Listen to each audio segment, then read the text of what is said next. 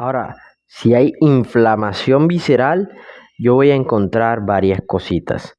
Lo primero es saber que pueden ser ocasionadas por inflamación a nivel del colon, es decir, una diverticulitis, que esto me va a ocasionar el dolor en fosa ilíaca izquierda, fiebre, náuseas, vómitos. El paciente tendrá anorexia, alteraciones en el hábito intestinal dadas por diarrea o tendencia hacia el estreñimiento. En los estudios complementarios que vamos a encontrar, leucocitosis, pero recordemos que el diagnóstico lo vamos a hacer con la tomografía. Por su parte, la enfermedad inflamatoria intestinal va a ocasionar dolor abdominal, diarrea. Cuando hay enfermedad de Crohn, recordemos que hay dos divisiones de la enfermedad inflamatoria intestinal, vamos a encontrar dolor abdominal y rectorragia cuando hay colitis ulcerosa, y en ambas está presente la fiebre, pérdida de peso, tenesmo, incontinencia, pus o moco en las heces y manifestaciones extraintestinales, como una artritis, una uveitis o lesiones cutáneas. Realmente hay que ser muy minucioso cuando estudiamos estas entidades, porque ante el hallazgo de una artritis, de una uveitis, todo está relacionado, principio de la parsimonia, ¿sí? Esto lo debemos aplicar. En el examen físico vamos a encontrar anodinia.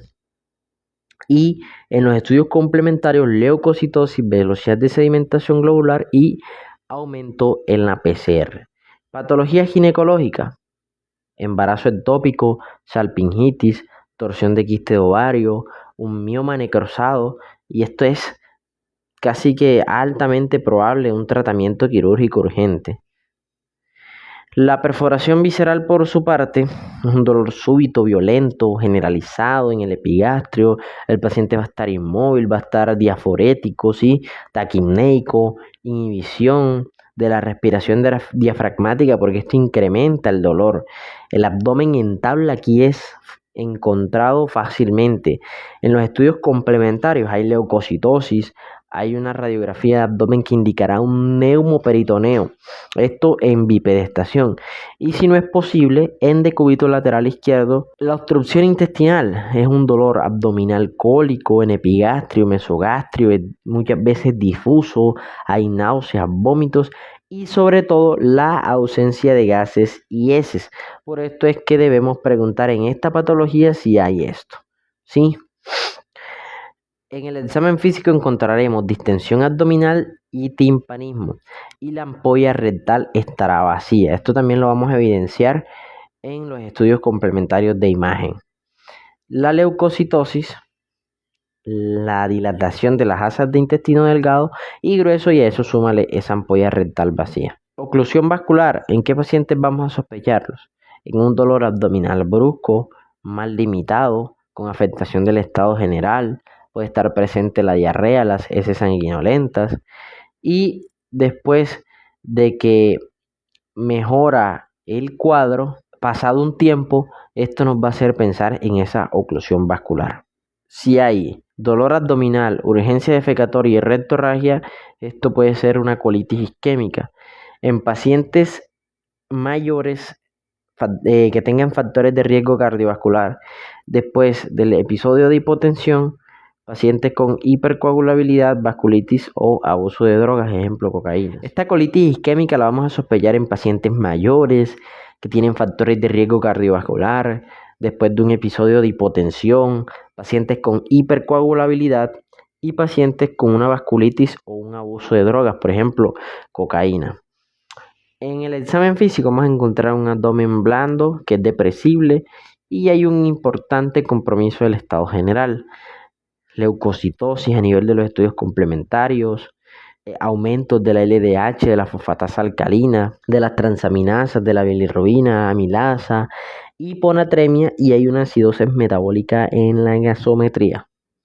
El diagnóstico es a través de una radiografía. La hemorragia intraabdominal, recordemos que en su mayoría es de origen traumático y vamos a sospecharla en aquellos pacientes que hayan tenido un contacto con arma blanca de fuego o en algún paciente politraumatizado secundario a un accidente de tránsito. Si se lesiona una víscera hueca, una peritonitis, y si hay una lesión de víscera sólida, esto se verá evidenciado como un shock hipovolémico. ¿Cuándo damos de alta a un paciente y lo estudiamos de manera ambulatoria? En aquellos pacientes en donde el dolor es leve o moderado, donde está mal delimitado, en donde no se asocia a síntomas o signos relevantes, cuando encontramos en el examen físico hallazgos normales y ante exploraciones complementarias normales. A estos pacientes se les va a diagnosticar como un abdomen dado por dolor abdominal inespecífico y puede ser estudiado de manera ambulatoria. El tratamiento específico, es decir, por ejemplo, una apendicitis aguda, una obstrucción intestinal, una isquemia intestinal, una perforación visceral, una hemorragia intraabdominal, es decir, cualquiera de estas patologías, vamos a llamar al cirujano de turno y vamos a darle ingreso hospitalario. Acá estamos viendo algunos de los criterios de pancreatitis para clasificarla como grave y son los criterios de INRI-Glasgow. Estos criterios son con parámetros de laboratorio, pero esto es en aquellos pacientes que tengan la clínica, que tengan los estudios iniciales para nosotros poder clasificarlo. Porque si el paciente tiene inestabilidad abdominal porque si el paciente tiene inestabilidad hemodinámica y estamos ante una pancreatitis grave, lo vamos a ingresar a UCI totalmente, directamente.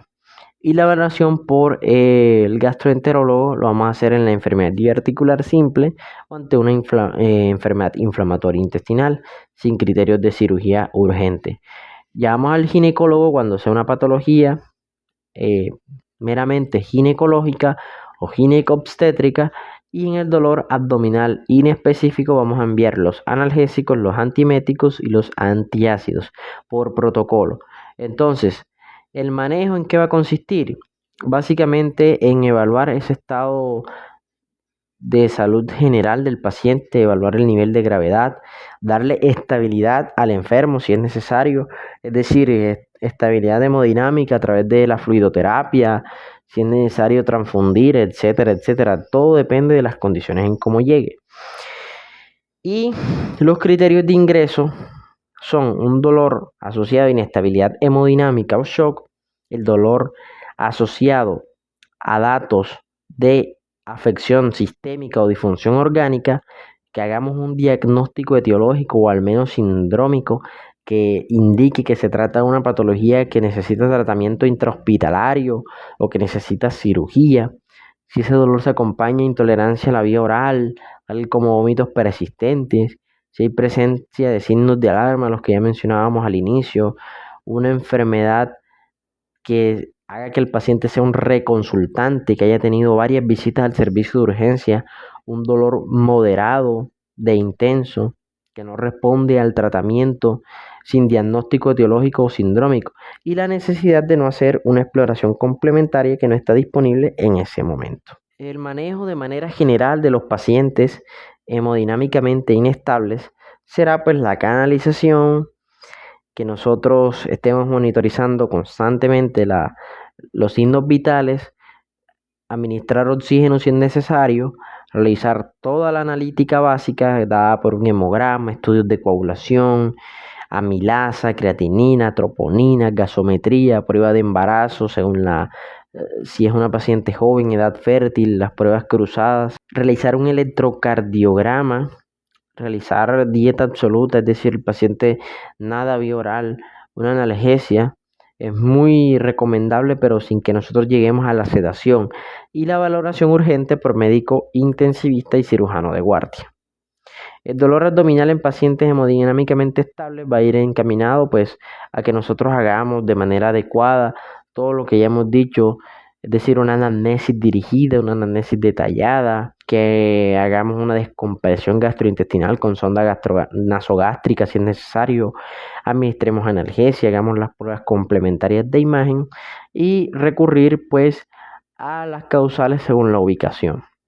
Y acá estamos viendo los 4 escalones del manejo del dolor, en donde en primera instancia tenemos que el dolor leve a moderado se trata con analgésicos no opioides, más los coadyuvantes. Ejemplos, tenemos al paracetamol, a todo el grupo de los AINES, benzodiazepinas, miorelajantes, espasmolíticos y neurolépticos.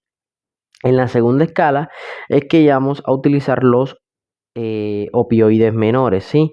Ahí tenemos al tramadol y a la codeína.